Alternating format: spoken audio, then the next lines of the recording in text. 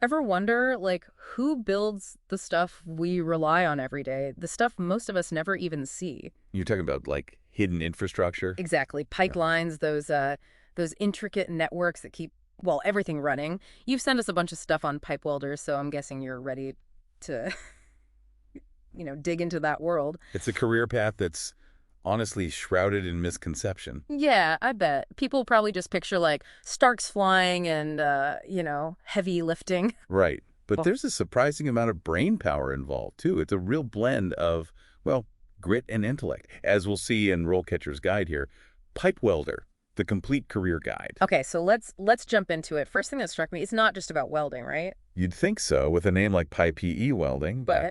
But you're also dealing with blueprints, hydraulics, all that. It's a whole skill set. Absolutely. Hmm. And using that knowledge in some pretty high-pressure situations. We're talking real-world problem solving Yeah. on the fly. And speaking of pressure, the guide doesn't shy away from the tough parts of the job, either long hours, sometimes you're working with dangerous materials, even the seasonal nature of some gigs. And that's part of what makes it interesting, right? How so? Well, those factors often mean high demand for those skills. Wow. Job security is a big deal these days. For sure. And another thing that surprised me, how much variety there is within the field. Oh, totally. One day you could be on a massive construction site, the next you're in a factory, maybe even working with like cutting edge materials. This isn't your grandpa's welding torch anymore. Well, Yeah. sometimes it is, but Huh. But the tech is evolving so fast. New materials, monitoring systems. It seems like you got to be constantly learning in this field. lifelong learning is essential. Absolutely. So we've established that pipe welding, it's not just about, brute strength. There's a lot of brain power involved, wouldn't you say? Absolutely. And that really comes into play as you climb the career ladder.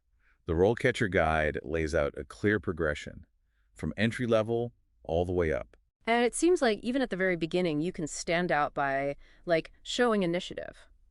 Exactly. It's all about absorbing knowledge. At the entry level, you're assisting, observing, learning the ropes. But, somebody who takes the initiative to get certified early on, that shows they're serious.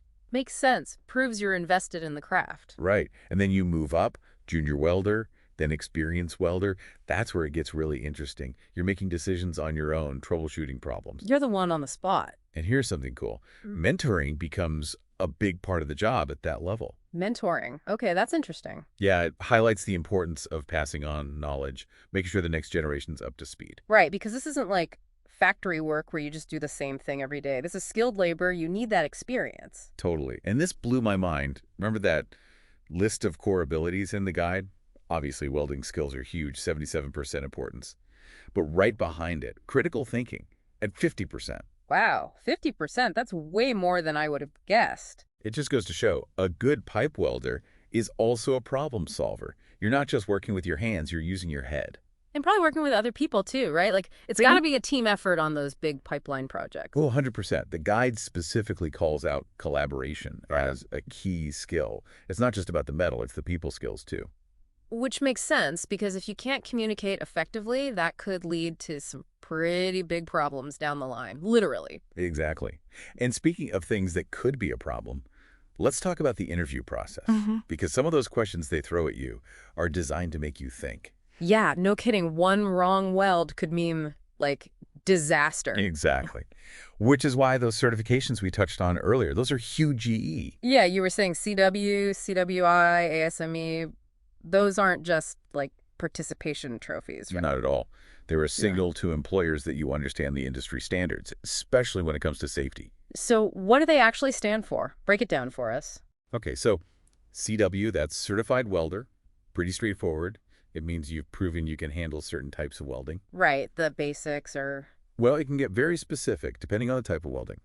Then you've got CWI, that's Certified Welding Inspector. Whole different ballgame there. That sounds intense. It is. You're the one making sure those welds are up to snuff, that they're safe. Yeah. Big responsibility. And then there's ASME. ASME rings a bell, but... American Society of Mechanical Engineers. They have a whole bunch of certifications related to like pressure vessels, piping systems, that kind of thing. So basically having those letters after your name, it shows you're serious about this line of work. Exactly. It's about trust and credibility. Which is, I imagine, crucial when you're dealing with, potentially dangerous stuff. Oh, absolutely. One wrong move could have serious consequences. No room for error. Well said. Well, we've covered a lot of ground here, haven't we? From the surprising complexity of the work to like the whole career path and those certifications. It's a lot to take in, but that's what these deep dives are for, right? Exactly. We're here to give you the inside scoop. And before we wrap up, I want to leave our listeners with something to think about. We talked a lot about how technology is changing in this field, new materials, new techniques. It's constantly evolving. Right. So the question is, if you're just starting out in this field, what's the best approach?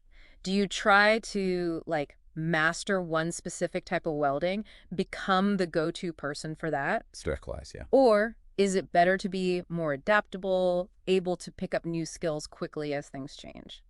That's the million-dollar question. Yeah. And I don't think there's a right or wrong answer. It probably depends on your personality, your goals. And probably what part of the country you're in, what the demand is like. For sure. But it's definitely something to consider. No doubt.